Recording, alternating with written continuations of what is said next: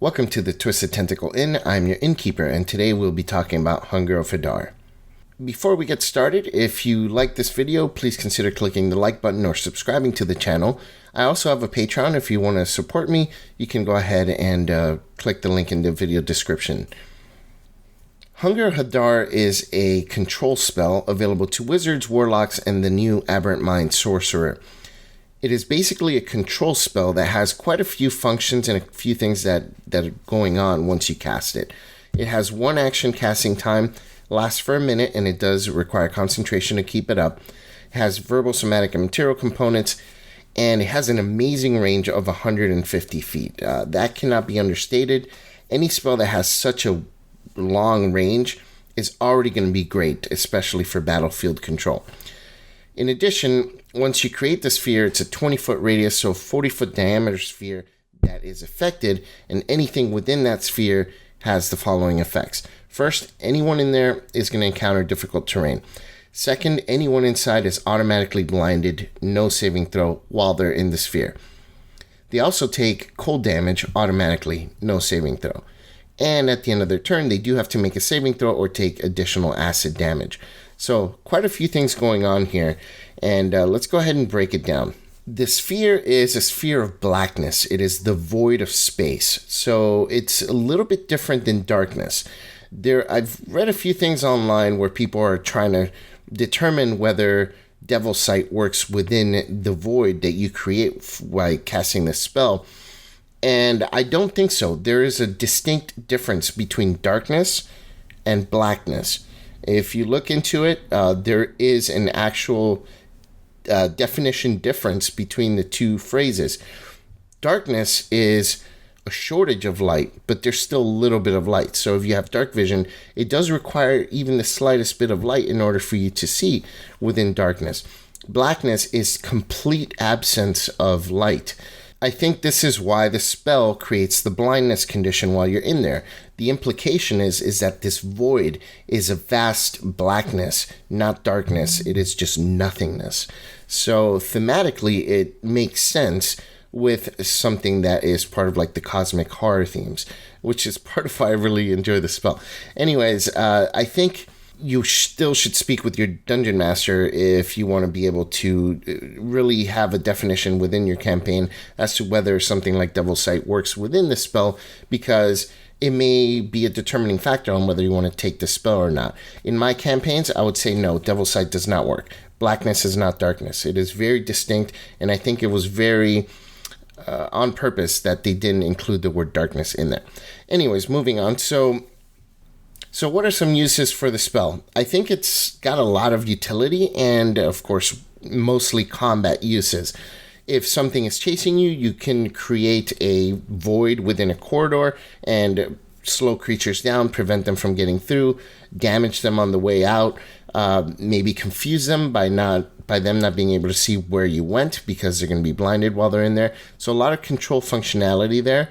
You can basically block a corridor with this to deal damage to creatures that are heading to you so they're softened up by the time they get to you. If there's like a bridge on a chasm, you can cast this in there and potentially cause them to fall over. It's also great for letting you get away if you need to get away from a group or maybe you're outnumbered or something. It's also really good if you have ranged attackers that you can't necessarily get to and you don't have enough long-range firepower to get to them. With a 150-foot range, you can really reach pretty much anything that's going to be able to hit you from range. So you cast Hunger of Hadar on these ranged attackers, and they're blinded. They're not going to be able to attack you, and they're going to be taking damage. So they're going to have to move from their position. Great spell. And you can combo it with other spells, especially if you have another spellcaster in the party that can cast an additional control spell to really maximize the effects of this. So something that you can do, I really like plant growth. If you have a druid in the party, I believe rangers also can get plant growth. You can cast plant growth in the area because that will slow the people down tremendously. For every 1 foot they move, it's going to cost 4 feet of movement. In addition to that, it creates difficult terrain, and the two do stack. This difficult terrain does stack with plant growth, which means that you can really lock something down forcing them to take damage every single round and not be able to move out of this area and not be able to attack you because they're going to be blinded. So that's a great one to stack it with.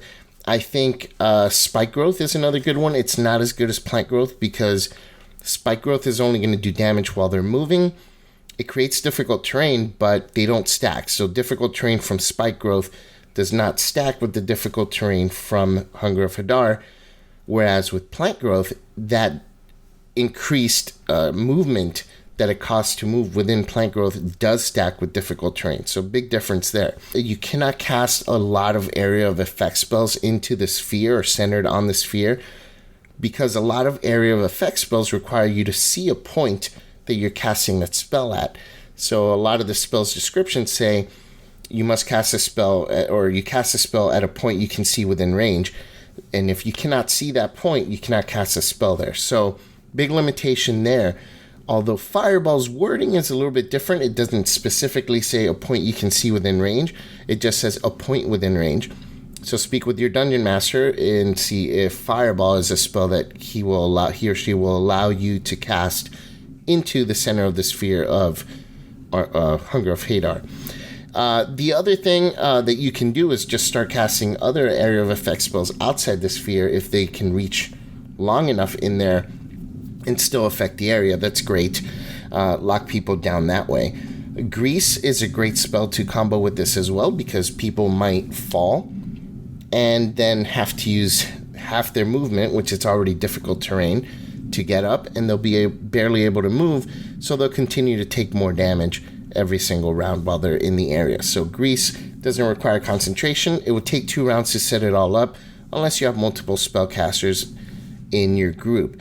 One that's really good to stack with this is called Tidal Wave because it is an AoE that you can cast in the area without needing to see it and has the potential to knock down the opponents, therefore causing them to remain within the sphere to take some more damage because they're going to have to use movement to stand up before they can move, and they're going to move within difficult terrain.